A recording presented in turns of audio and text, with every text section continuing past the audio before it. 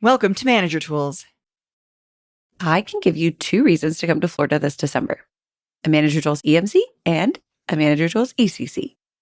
Come to our EMC or ECC or both in Tampa this December, the 10th and 11th, and we can teach you how to be a better manager and how to communicate better at work. Or if you're new to being a manager, we can teach you how to get started on the right foot. Sign up for either for our December Florida event at manager-tools.com/training. This is Sarah. Last week, we discussed preparing a performance review. And today, we're going to cover another important topic, delivering a performance review.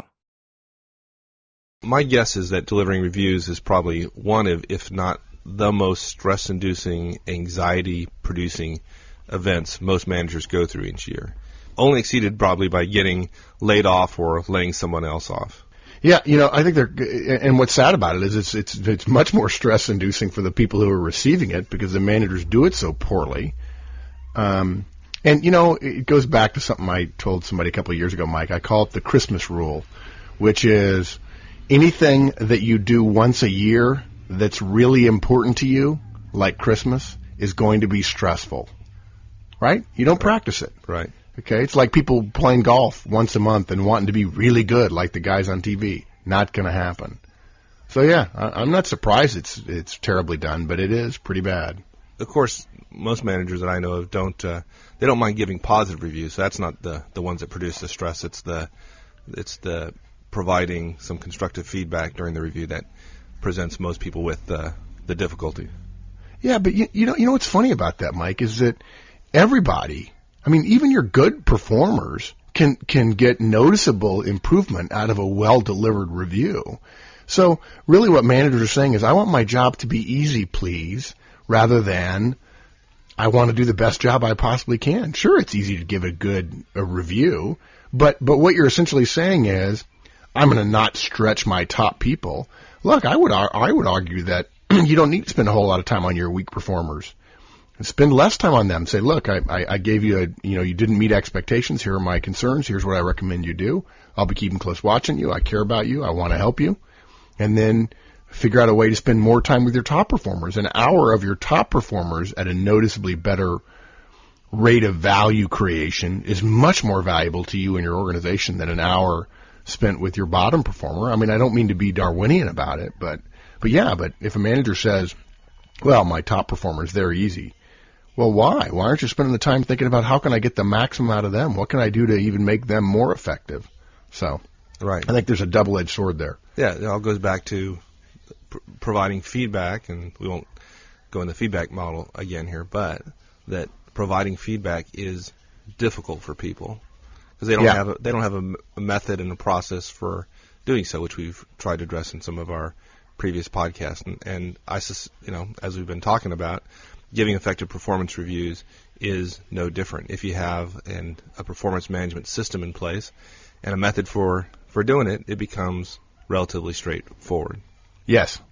Yeah. Yeah. So, I think the two things are the relationship that allows you to lean on it a little bit in order to give the feedback and a delivery method. If you have those two things, then then feedback works. Yeah. Okay, so, in the last two podcasts, we talked about how to prepare for and write performance evaluations, and today we're going to talk about delivery of that evaluation. Right. Well, let's first of all do some housekeeping from the last couple of sessions. We've gotten several emails, people saying, okay, you said there would be a self-evaluation form on the web, and there's not one there. We made an error. It was my fault in the last couple of podcasts. What we intended to say was this. What you give your employee, the ratee, is the annual review form that your firm uses. So that was the form we intended you to give. What we're going to post on the web, by the time you're listening to this podcast, it's already there, is the email that you're going to send out requesting their input on the form, and you can attach the form electronically or put it in their inbox, however you like to do it. So sorry we didn't do that. It wasn't very clear, and that was my fault. I also have to share a quote, my very favorite quote. I meant to do it last time, Mike, about evaluations. And it goes in right to the conversation you and I were just having. The common way of doing annual reviews is like dieting on your birthday and wondering why you're not losing weight. I just love that. It is so perfect. Gosh, I'm fatter this year, but I dieted on my birthday. I didn't have any cake. And that's what people expect. They expect an event to create change, and events do not create change. They create the requisite raw material, if you will, for change, but change happens through a process. It happens over time. It happens with attention and encouragement and regular feedback. So, all right, now that we get the housekeeping out of the way, in our last two podcasts, we talked about how to prepare for and write the performance evaluation. And so now we're going to talk about the dreaded delivery of that evaluation. How do we do that? What are the keys to that, Mark?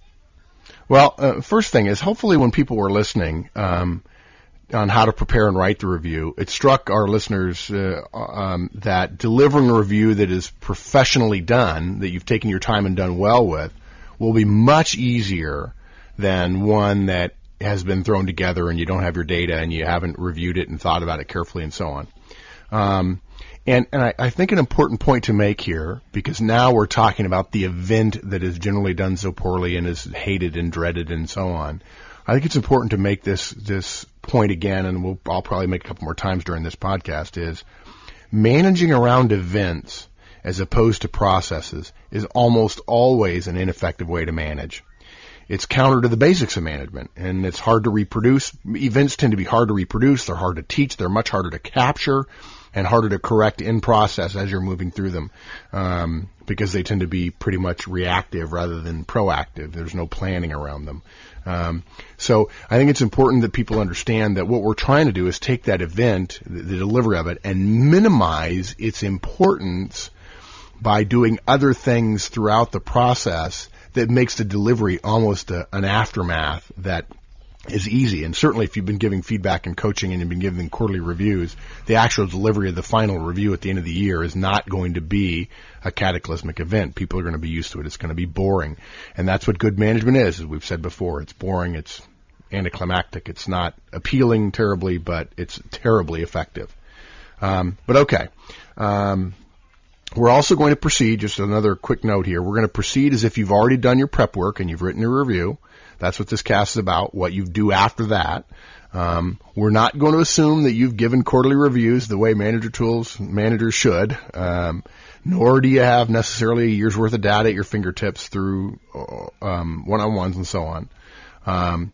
We have assumed here that you have asked each ratee to complete an annual review form as a self-evaluation. And I want to make a point also about, I've got so many points at the start of this thing, Mike, you're probably going to kill me. I want to make a point about using the term ratee. I just put away, I had it on my last trip and I had it on my desk and reread it the night before last. I just put away an article by Peter Drucker called "They're Not Employees, They're People." And so I don't want people to think that we have marginalize the person who's receiving this review as a ratee. We see them as people, believe me. I'm just using ratee to be very specific about the person to whom you're delivering the review. We're not trying to make them one-dimensional. We just use that phrase. We use that nomenclature to be clear about the actors in this little play that we're laying out. Okay?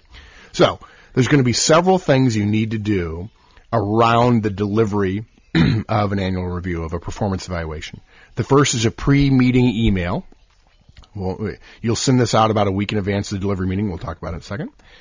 The next thing you're going to do is develop your core message, and that's around what is the primary idea that you want the ratee to leave the meeting with.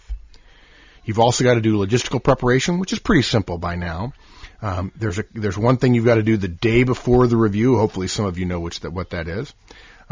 We've got a list for you of what to bring to the review. There's a recommendation here about how to structure your delivery. There is an effective order to delivering these. We have a specific way we recommend you start in terms of a scripted opening, and it actually has 3 parts. And then we've got some suggestions about how to behave during the meeting. We can't recommend every single scripted step in the meeting because we don't know how your form works.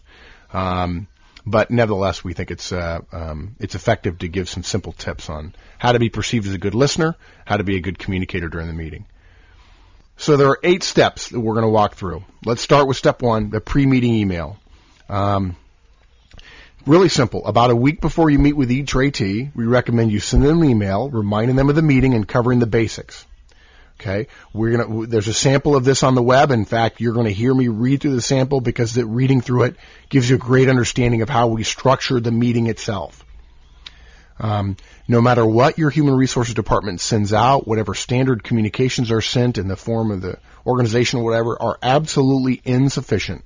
This is a mail from you to the individual confirming your meeting and talking about what you're going to do, which I guarantee you your human resource department is not training you to do. And that's okay. Human resources does good stuff. They're just not doing this. Remember, this is part of this evaluation, this delivery meeting, if you will, is part of the overall performance management process. If you send this mail out, it's yet another thing you're doing in advance of the meeting to make the employee feel like it's a part of the process and thereby minimizing the impact, the emotional impact, the fear and dread, if you will, of the actual delivery meeting itself.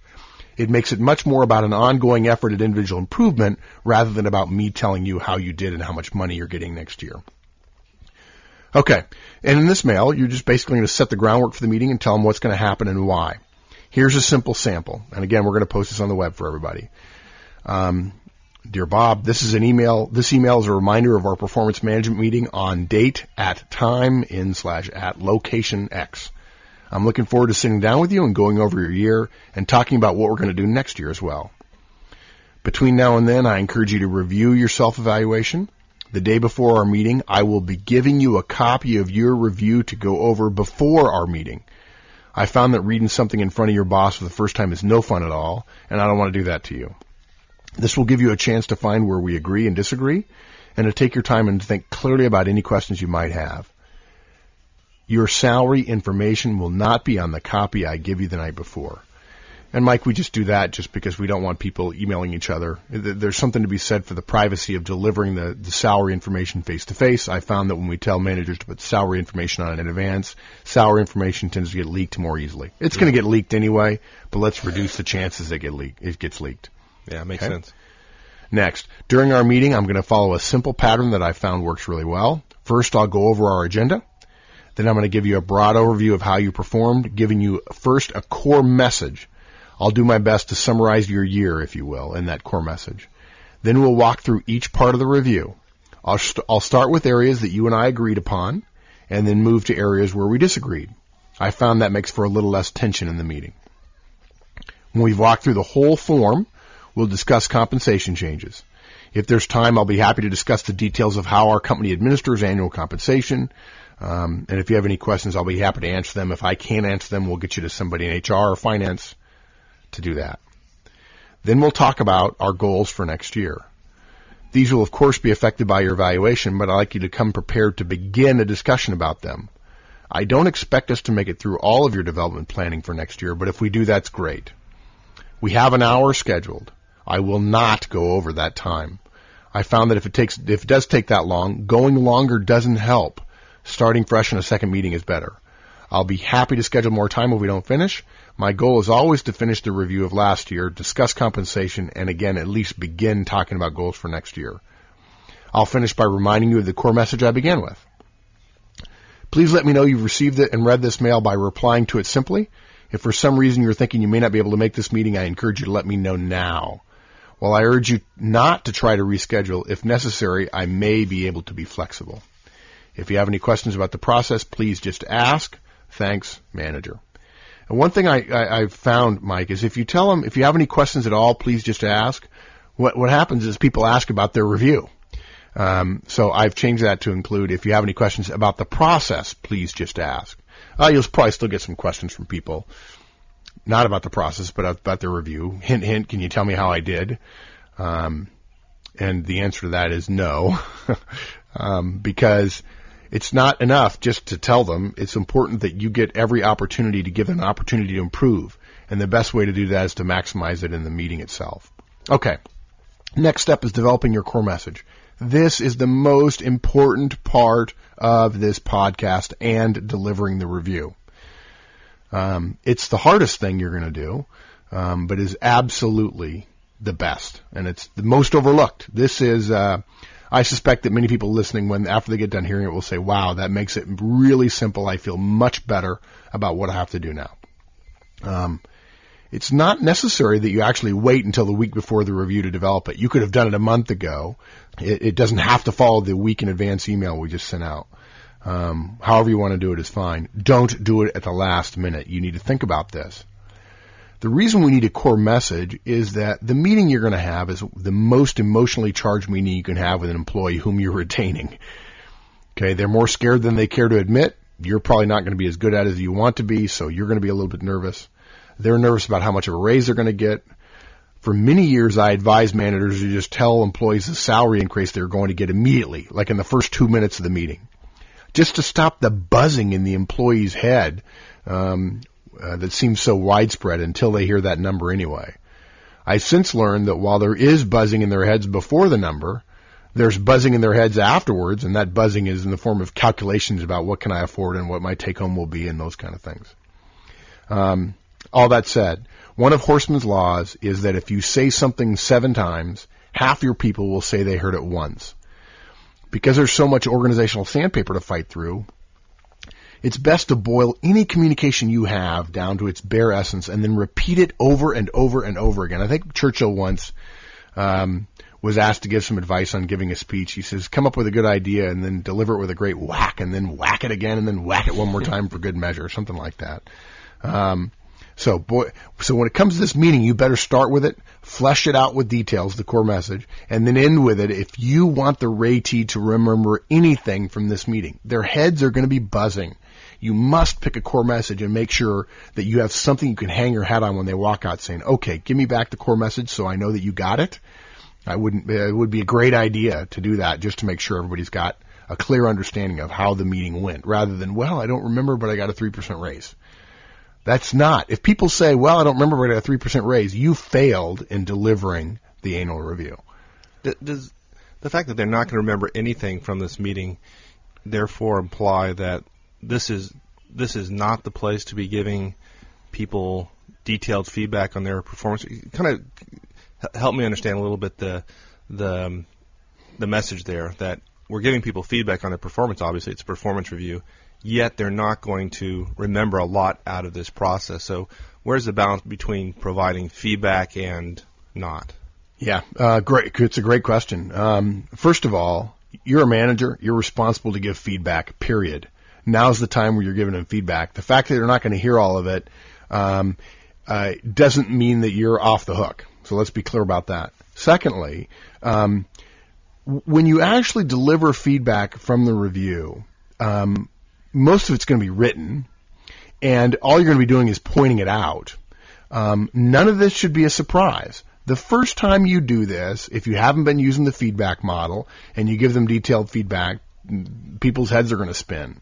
I don't know what came first, the chicken or the egg. So you can either do it and expect their head to spin after this meeting and have them not hear it and then start doing feedback, or you can get them used to feedback in advance, and then when you give them feedback in this meeting, it should be tolerable. They should be able to hear it.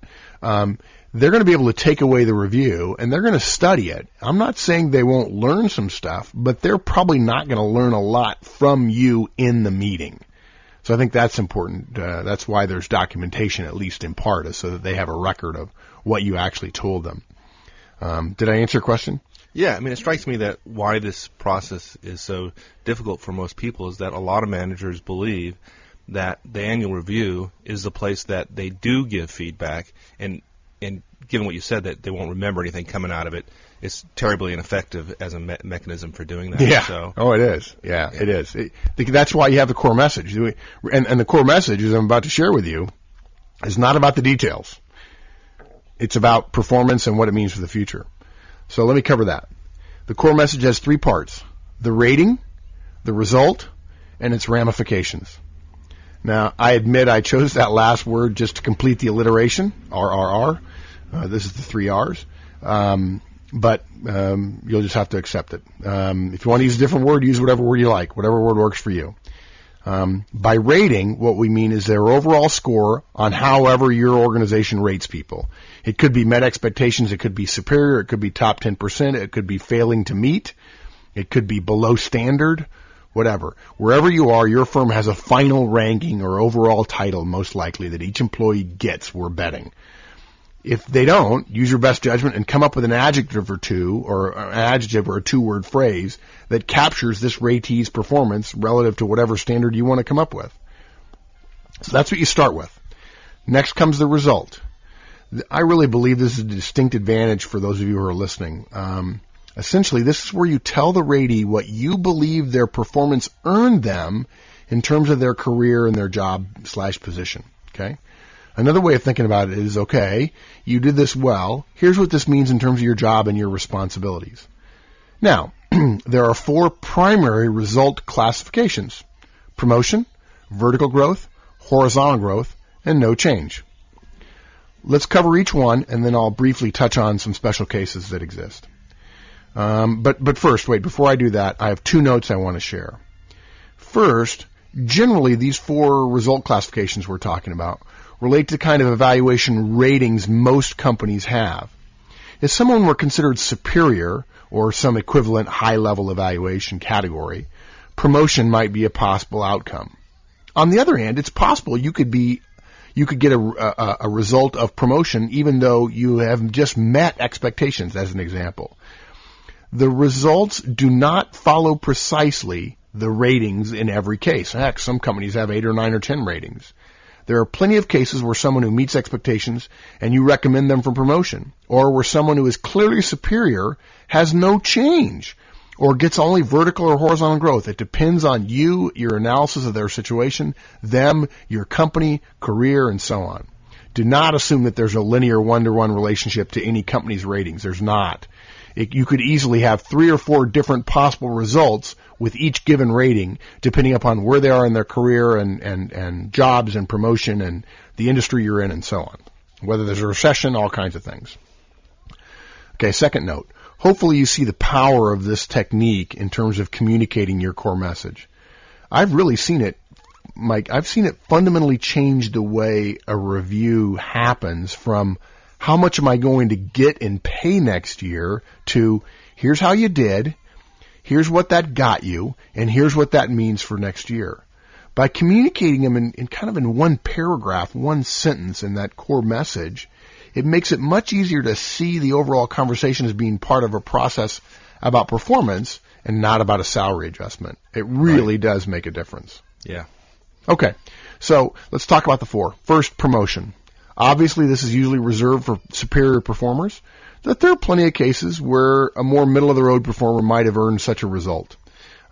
Remember, this result is your communication to the ratee about what their rating actually means professionally for them in the next year.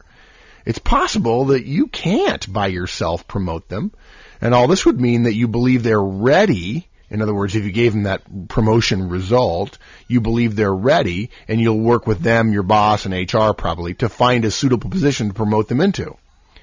Yes, it's possible you could be setting yourself up for failure here. There may be no position, your boss may hate you and the ratee and vow never to promote them. Promotion is the rating that requires you to have done, promotion is the result that requires you to have done some homework in advance. Ideally, talk to your HR rep and your own manager about what the opportunities are and how to go about getting your employee what they deserve.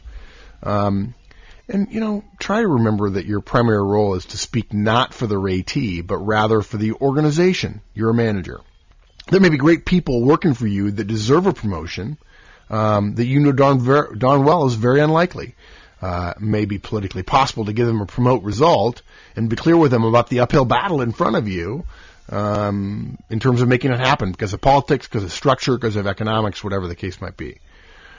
And one more thing about promotion. This result doesn't mean you're going to promote this person immediately.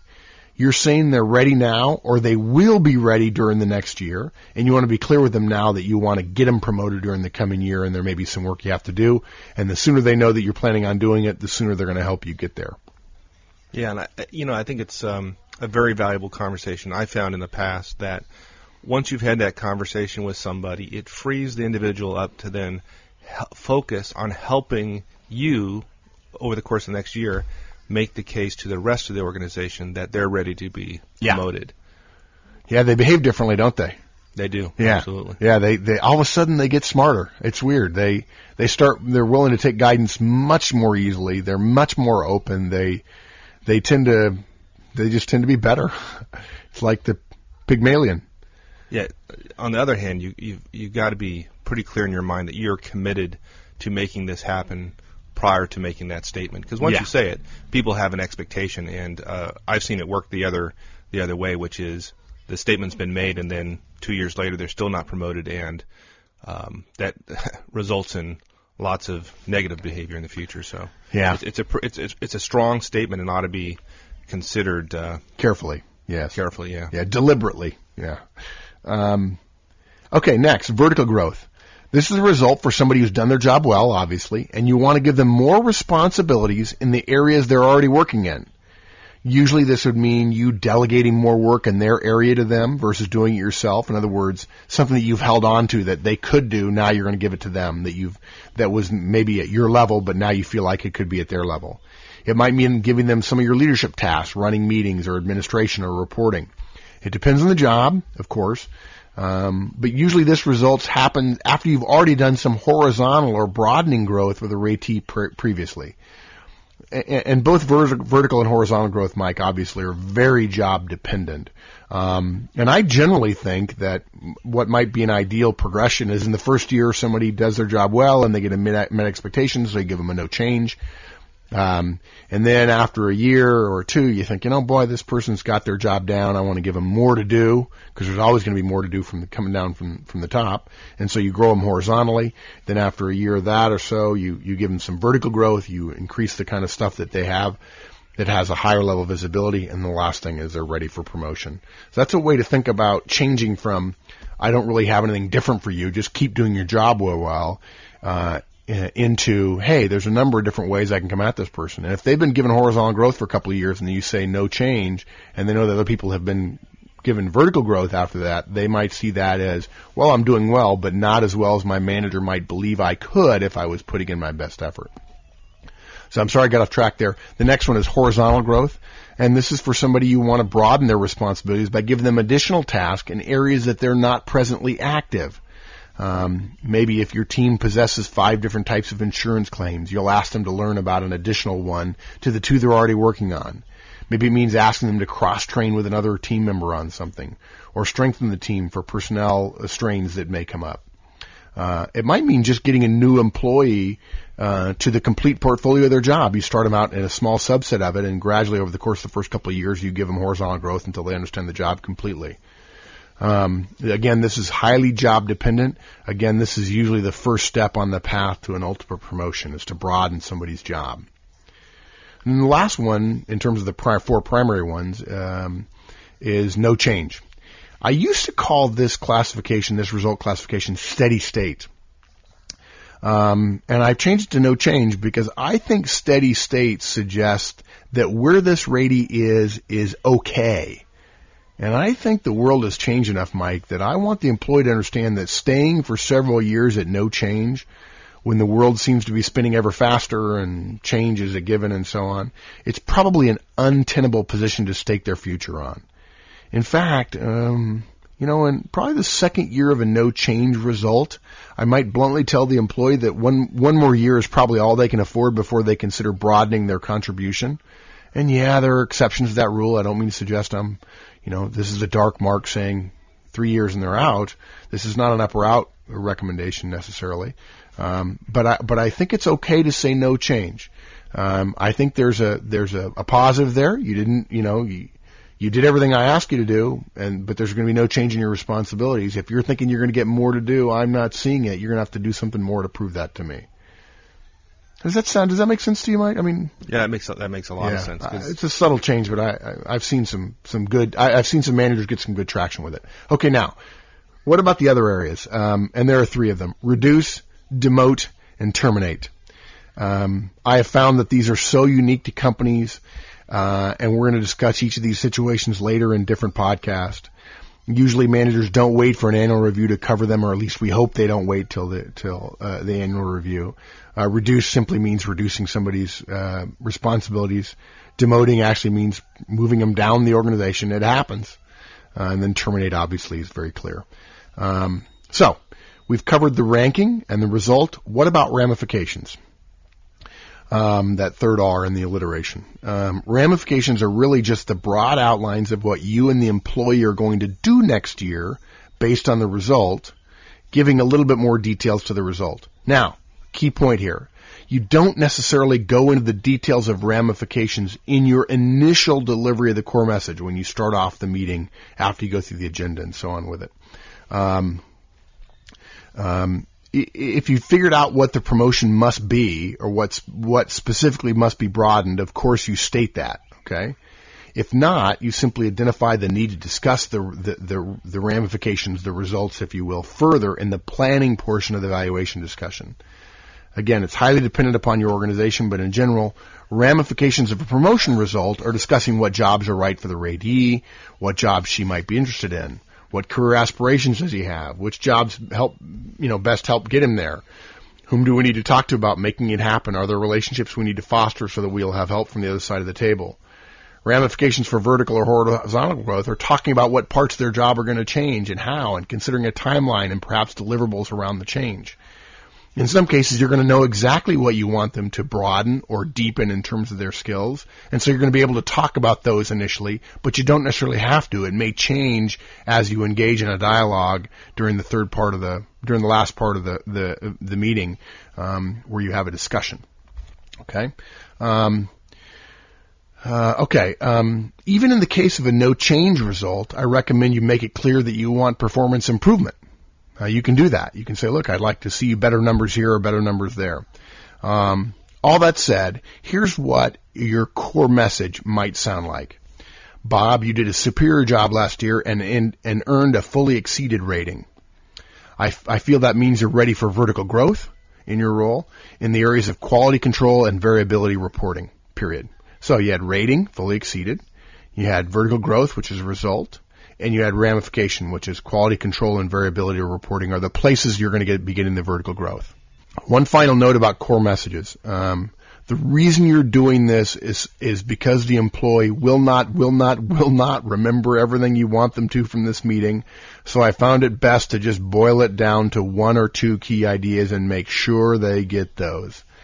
It's possible that your organization makes it hard to use this format, but I doubt it.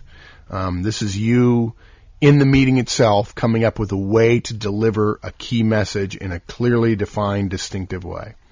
And there's a simple test to use. Will the raidee be able to repeat your core message 1 month after your meeting? If you're certain they can do that, and you might want to test it as well, then you've had a good meeting. Okay? So that's your core message. That is probably 90% of the value of today's podcast. Okay? Cool. One thing that struck me about, I asked earlier about the whole feedback question, about whether the balance between feedback and how much feedback you can give. But one thing that struck me is that about this core message is really this is setting up the framework for all your performance management system activities over the coming year. I mean, and that to me, it's almost more about the future than it is about the past. Yeah. And certainly the past is informing the future, but that's the value of the review, is setting up the following year. Yeah, it does. It fundamentally changes the meeting. Okay, logistical preparation is next. Really pretty simple. You've got to reconfirm that you still own whatever meeting room you've scheduled. And something else I don't think I mentioned before, Mike, is that if there's a window in which you're supposed to deliver these meetings, like in the month of January or from December 15th to January 15th, do them at the front end of the window. The sooner you do them, the sooner your team will be done with them and they'll be able to get back to work. The later you wait, the harder it is to get done, the more other people you'll be competing with for your boss to sign off on them. Get them done sooner rather than later. Yeah, the added stress of trying to rush it at the end is not. Everybody does it, doesn't and make it's for it's embarrassing. It actually is embarrassing. It implies that you're really not ready and you're rushing to meet a deadline. The same thing you don't want them doing when they produce a project for you. And this is important. You know, this is their addiction to food, clothing, and shelter. We don't want to mess. We want them to perceive us as being totally professional and ethical about how we handle this critical process and this particular meeting in the process. Okay. Also, if I haven't already said it before, you don't want to be scheduling these meetings first in the morning or last in the day. People say, well, I want to schedule my tough ones for the end of the day. No, you do not. People rushing to get into work first thing in the morning will not be at the best, and if they're going to be late, it's going to freak them out, and they're going to panic. And those worrying about childcare at the end of the day will not be in a mood. They're going to be, they're not going to want to be asking questions and so on. So don't do them at 8 in the morning and don't do them at 4 in the afternoon. Do them in the middle of the day. If that means you can only do 3 a day, well, then only do 3 a day and figure out how to do it. And if you can, and if you're wise enough and bold enough, I recommend you sit on the same side of the table as the desk, same side of the table or desk as the ratee. It's easier if you're in a conference room, obviously, than at your desk across a T on your desk or whatever. As a friend of mine once said, what if they hit me? Well, if you're worried about them hitting you, the table's not going to stop them. The table being between you and them is not going to stop them. It's a nice gesture to be on the same side of the table as they are.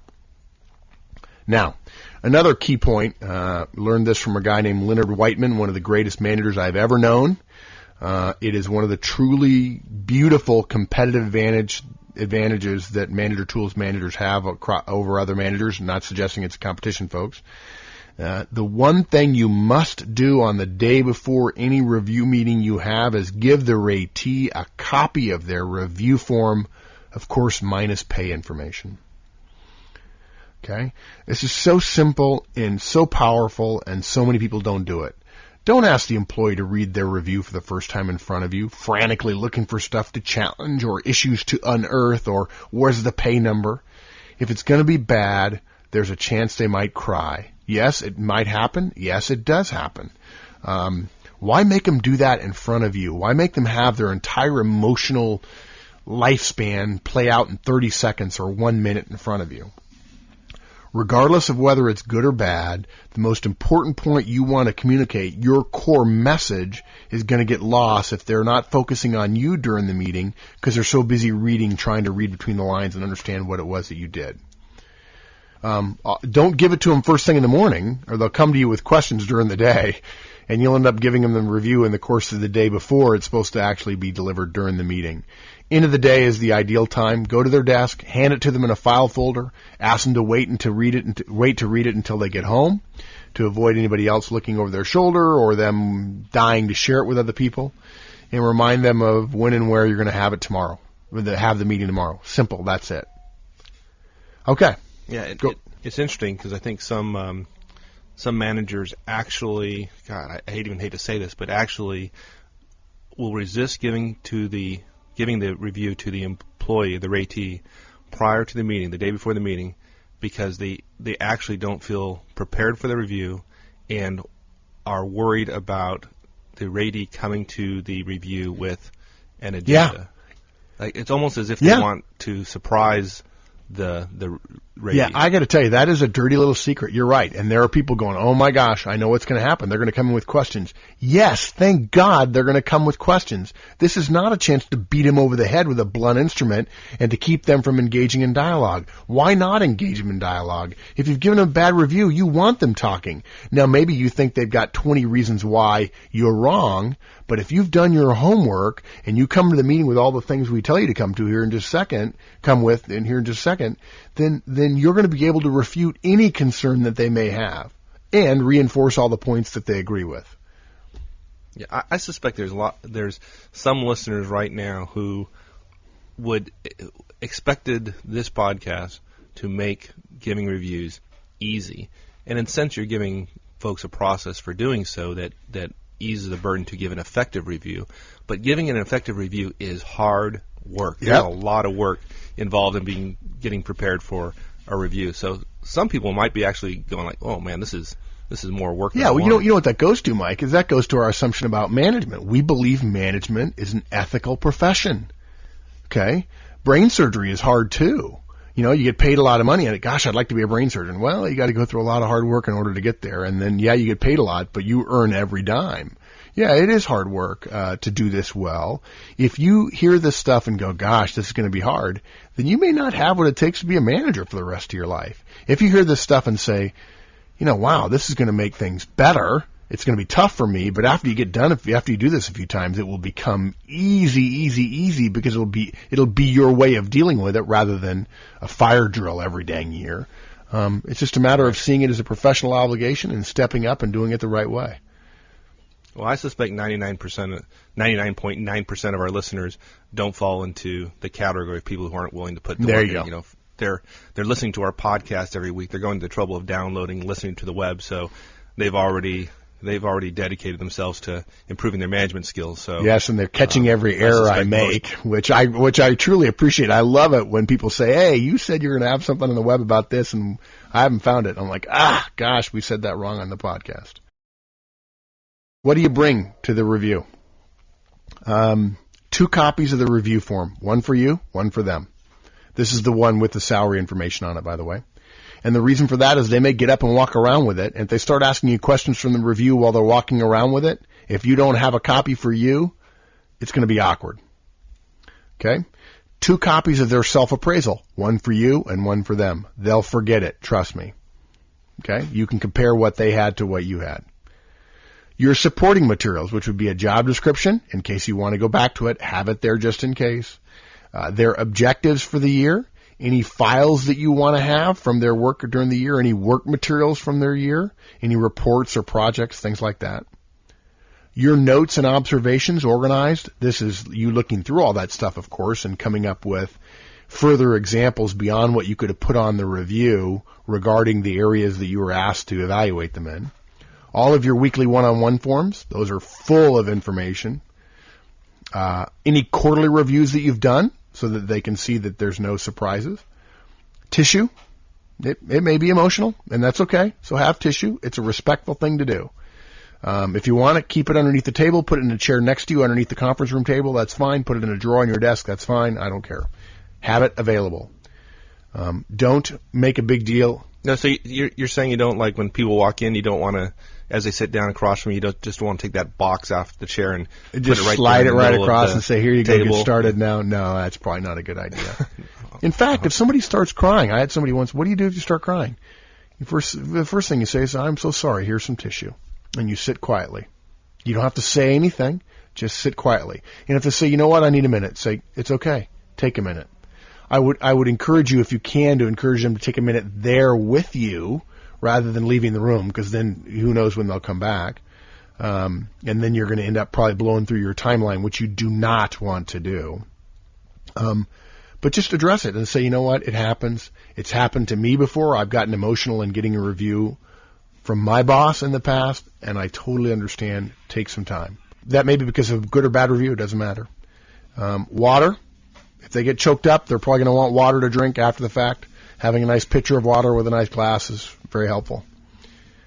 And then a watch or a clock. I like a clock that you can put on the table that you both can see. The ratee will naturally self-regulate if they look at the same clock that you do. If they don't know that you can see the clock they're looking at, they may not think that you know what time it is, and so they'll take as much time as they possibly can get. Yeah, I'd recommend it not be one of those chess clocks. Yeah. That would sound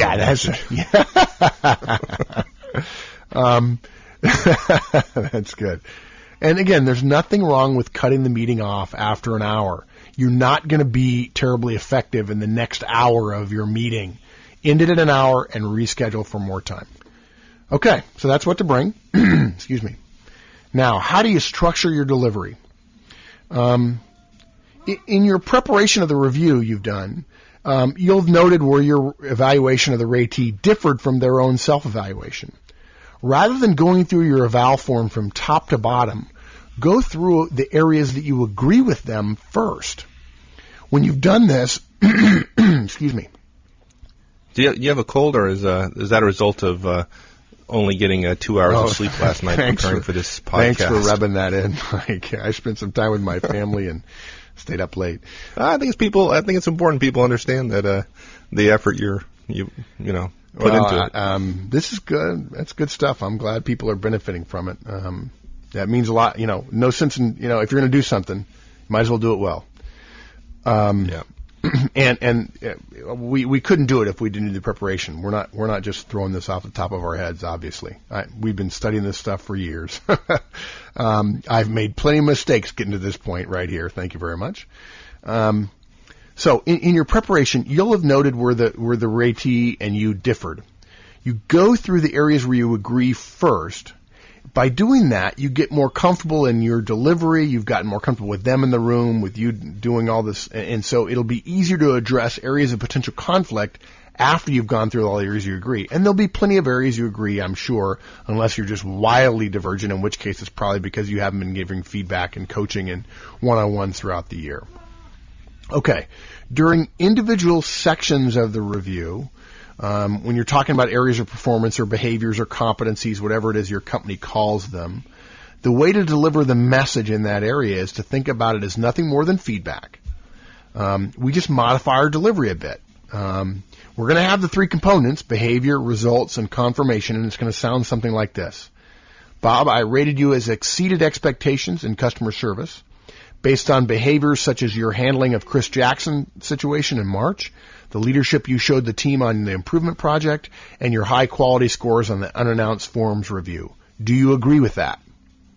I'm going to get agreement on each section if I possibly can, okay, as I move through the areas of agreement. Or I might say, Bob, I've scored you as sometimes met expectations in call processing. I base that on behaviors like you're only meeting our volume quota 65% of the year. You never met the quota in any one given month, and during one 3-month period, you didn't make it during a single week. And a key point here, I'm sorry, go ahead.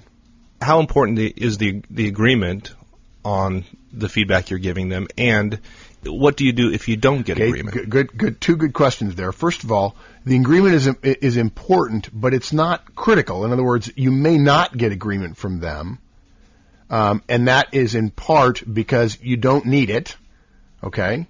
And because you're only halfway there, and that goes to your second half of the question, is what happens if you don't get agreement? Remember now, what you have on the review is not everything you have in terms of data on this particular employee if you've done your homework, if you've prepared and written a good review.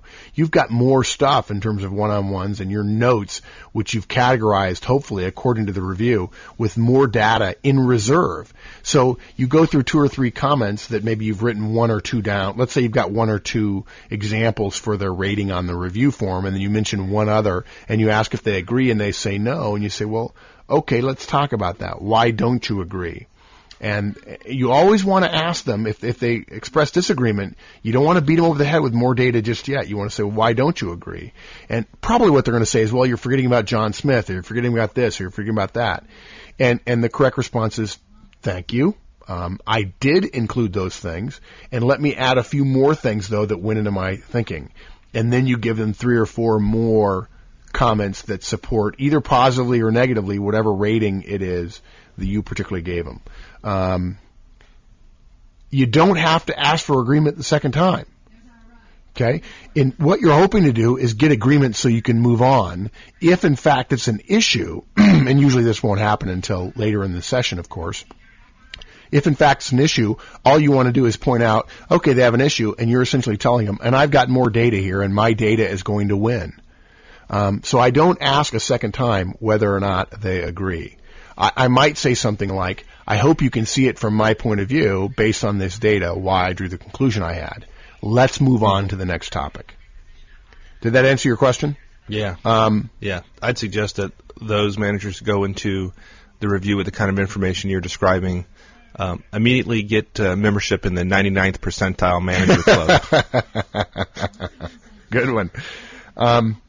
Yeah, you simply can't have only the behaviors on the form as evidence. You've got to have more evidence as backup. You've got to have it written down elsewhere.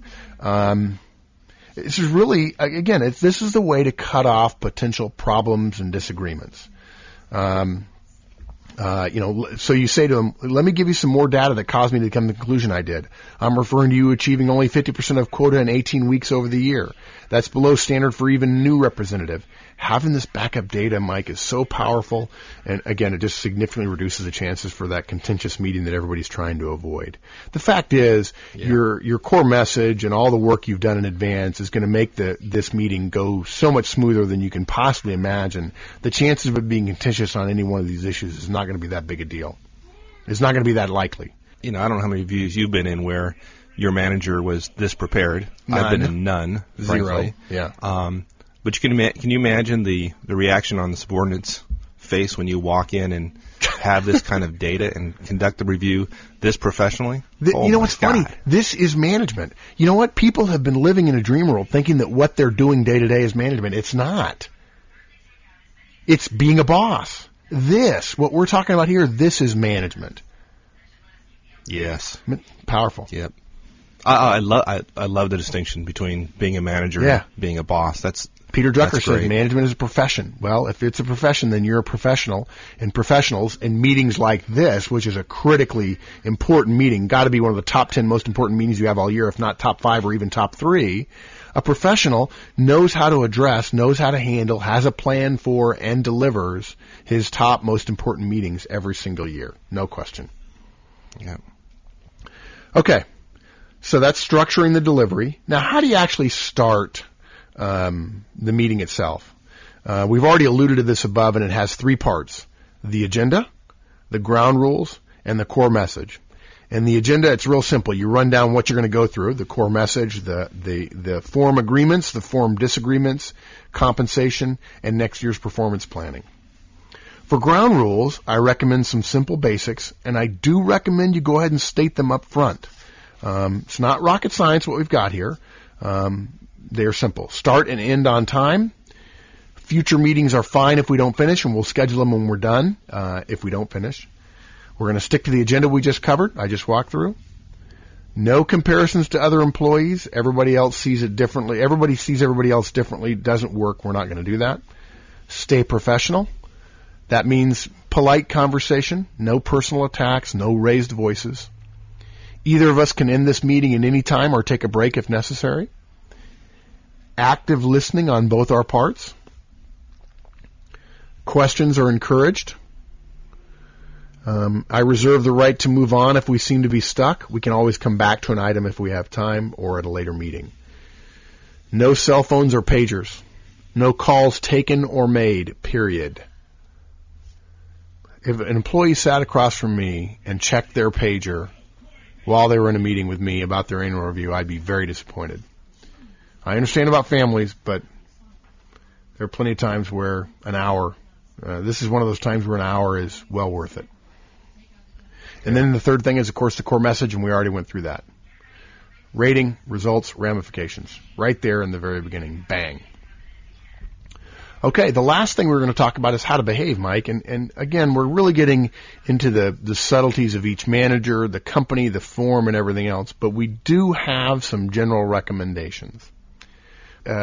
Simple. Smiling and using first names, very, very powerful. Okay? I would add to that if you go into this believing it's going to be okay, and that no matter what happens, even if the employee threatens your life, you smile and you say, I'm sorry you feel that way, or I'm sure we're going to get through this. If you stay cool, calm, and collected no matter what, and don't kid yourself, managers, you're responsible for how you feel. The employee doesn't make you feel anything. I'm sure I've used my umbrella story. They're poking you with an umbrella, but you're getting mad. If you get mad all by yourself. You own your emotions. You're responsible for your emotions. Go ahead. I don't think you've shared the umbrella story, to be honest. You've alluded to it several times. Let's share it now. I don't know that you've ever told the story. Maybe I'm wrong. Got on an elevator once. Actually, it was out at Pebble Beach, believe it or not. Got on an elevator and was going up, and a guy got on after me, and I was actually with a friend of mine, and we were going up in the elevator, and this guy got on after us, and my buddy and I were standing in the back of the elevator, and this guy got on after us and stood in front of us and pushed a button to go up a floor or two, and he turned around, and now his back is to me. And it had been raining outside, and so he had an umbrella underneath his arm. He had a long trench coat on and a hat and so on. And in the course of the elevator going up a couple of floors, he started looking in his pockets for his keys. Well, in doing so, his umbrella started poking me in the chest. Pow, pow, pow, pow. Well, I'm at the back of the elevator, and I got nowhere to go. He doesn't know. It's totally inadvertent. He does not know he's doing this. And I look at my buddy kind of raising my eyebrows like, can you believe this guy? And he's like, hey, I'm kind of glad it's not me. Sorry, buddy. And I'm getting ready to tap this guy on the shoulder and say, hey, man, I don't know if you know this, but you're knocking the crud out of me with your umbrella. And the door opens and he gets off. And I turned to my buddy and I said, man, that guy made me mad. And my buddy said something I'll never forget. He said, no, he didn't. He poked you with an umbrella. You got mad all by yourself. And the point of that is, if the employee screams at you, and I remember there's a movie called Roadhouse that stars, Patrick Swayze. And in it, there's a part where he's coaching the bouncers. He's the cooler in a bar, and he's coaching the bouncers. And one of them says, he says, be nice, no matter what, be nice. And one of them says, what if they call my mother a name? And he looks right back at the guy and says, well, is she? Just because a guy calls your mother a name doesn't mean you get to get mad, even if you're from New York. You're responsible for your emotions. If they get in your face, you stay calm, stay cool, stay collected. If the chances of them taking a swing at you are virtually nil. But if they do that, then you're going to fire them, so it doesn't matter. The chances of that are just trivially unimportant to deal with. But basically, you can go in and say, I'm going to be cool, I'm going to be calm, it's not going to bother me. If they get upset, I'm going to be attentive, I'm going to be kind, and I'm not going to let it rattle me, no matter what. If you need to take a second, that's fine, to put your thoughts together. But okay, so first names, smile, stay cool, calm, and collected. Never, ever interrupt the ratee. In fact, let me take it a step further. If they interrupt you, stop talking immediately. Don't continue talking. Don't make it a war of wills between you and them. If they interrupt you, stop, put your hands down on the table, and listen. And the way you listen is you make great eye contact, and you use active facial expressions in terms of active listening. And yes, there are ways to say mm-hmm and uh-huh and yes, I agree, or I can understand why you feel that way. In fact, one of my favorite phrases is, I can understand why you feel that way. Privately, I don't agree with you, but I certainly can understand why you feel that way. If an employee says to you, boy, I'm mad, I really feel that you're not giving me a fair rating here. It's completely normal for me to say, I can understand why you feel that way. Gosh, I'd feel that way too. So those are some simple things you can do. I want to give 2 concepts to put in the back of your mind that will help you diffuse tension if, in fact, it goes there, which, of course, with this process, the chance of you having tension is greatly reduced. The first one I call the medicine ball technique. When someone gets angry at you and they attack you, it's a bit like they're throwing a medicine ball at you. Well, if you know what a medicine ball is, it's a leather thing. It's, bigger than a basketball. It's about the size of a beach ball, and it's filled with sand or something, I don't know, and they weigh like 20 pounds. They're heavy. If you get thrown one, when you catch it, you're going to get knocked back. What I mean by this is that when you get thrown a medicine ball, you don't catch it by sticking a hand out in front of you the way you would with a baseball glove on to catch a ball, and you do it stiff-arming it. When you catch the medicine ball, you put your hands out in front of you like you're cradling a baby, and you catch it and you gather it to your chest, and you actually take a step backwards. When someone attacks you, accept their attack. Confident people are willing to be attacked because they're secure in who they are, what they're doing, and why they're doing it. You don't have to be defensive. You don't have to defend it. You don't have to, when they yell at you, you don't have to yell back at them. Don't do it. Yelling is just wrong. Nothing can be effective that makes you look so stupid. People look stupid when they yell. If you've ever seen a movie where there's no sound and people are yelling at each other, it's hilarious. Their veins on their neck are popping out and their mouth is open so big they could swallow a grapefruit. It looks dumb. Don't yell. The other person yelling is digging their own grave. And let them do it.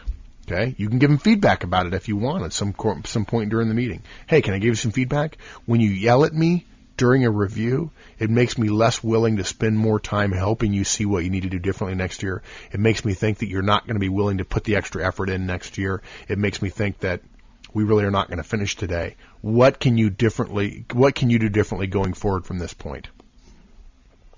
That's powerful feedback in the course of a review. And you can absolutely do it at any time. You can also give them positive feedback if they respond positively and say, boy, I see why you're saying that. You can say, hey, can I give you some feedback?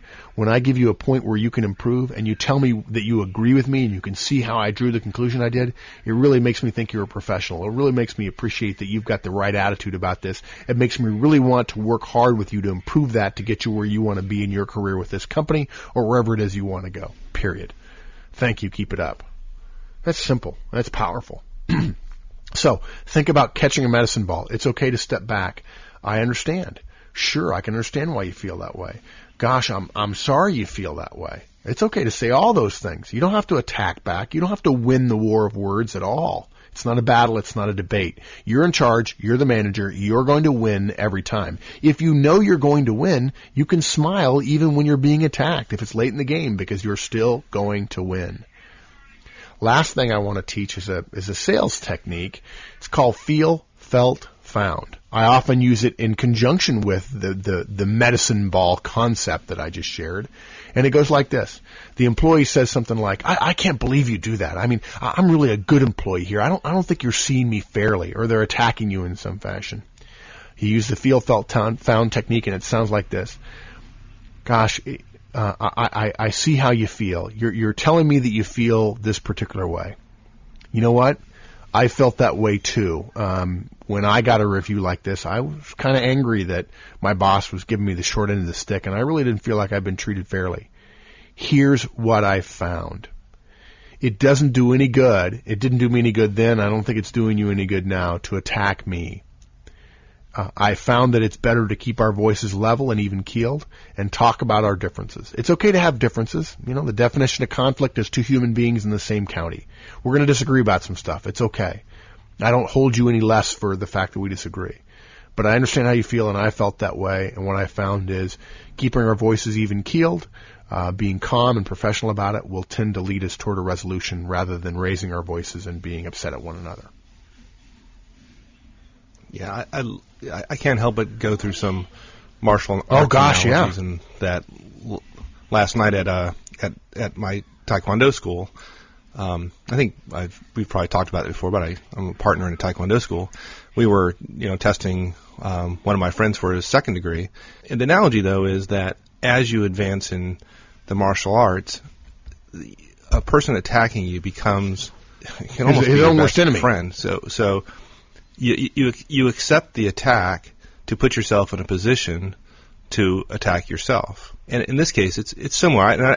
I hesitate a little bit with analogy because this is not a contest in the review. But the sense is you're accepting the medicine ball. You're accepting their statement to put yourself in a position where you can then give them constructive criticism or constructive feedback on how to move forward in a positive manner. Yeah, if you yell back, they're not going to be of a mindset to listen to you, give them managerial guidance.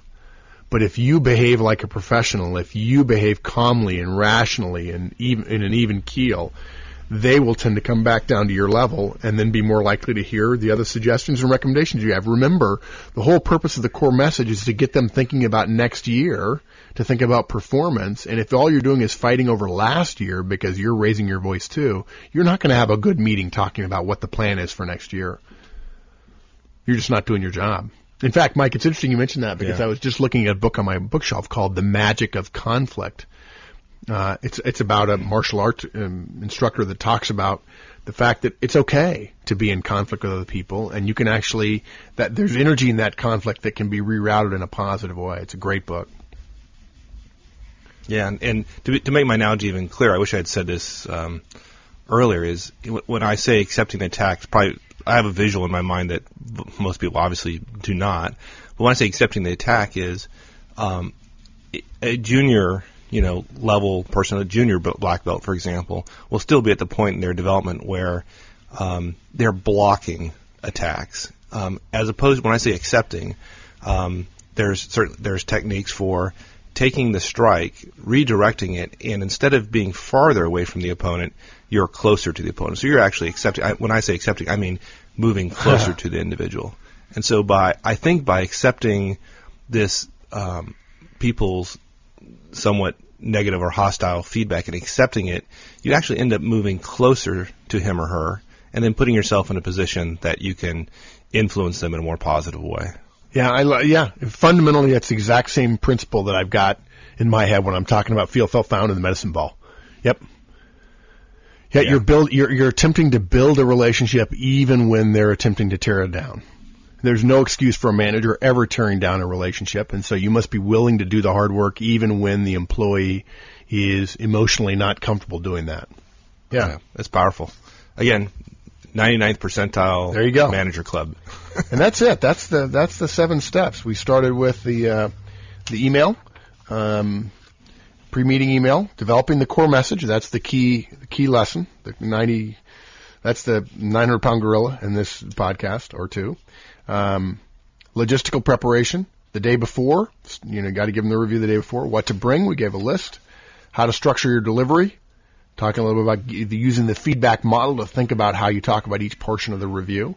How to start in terms of kicking off the agenda, and how to behave during the meeting. Obviously, it goes without saying that to wrap up, you probably want to repeat your core message, thank them for coming, and of course, if you need to, schedule another meeting.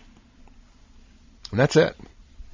Well, great. We got a couple, we're early on in the process, so hopefully we've covered preparing and delivering reviews early enough for people to actually apply that. I hope so. This year. We also have time, I think, for folks to give us some feedback and ask questions and allow us an opportunity to come back and clarify things that we weren't, clear on. So, I'd encourage folks to send us some feedback on email or at the website, and we'll come back and cover areas that maybe we weren't clear enough on. Thank you. All righty. Thanks, my friend. Bye. We'll see you. Bye. Thanks for joining us today. We hope you found today's podcast useful. As we noted earlier, we have a couple of weeks available to cover specific questions about preparing and giving performance reviews that we may not have covered in today's show. So please take the opportunity to send us an email with your questions. You can reach us at show@manager-tools.com. Also, please note that our members-only podcast will be delayed by just a bit. Mark came to Virginia this week to work with me on the January show, but before we got to the registered members show, he decided that he'd rather hang out in my basement with pneumonia than work on a podcast. Now, he's recovering quite nicely, but he's not quite yet ready to record again. So, with that, thanks again, and we'll see you all again next week.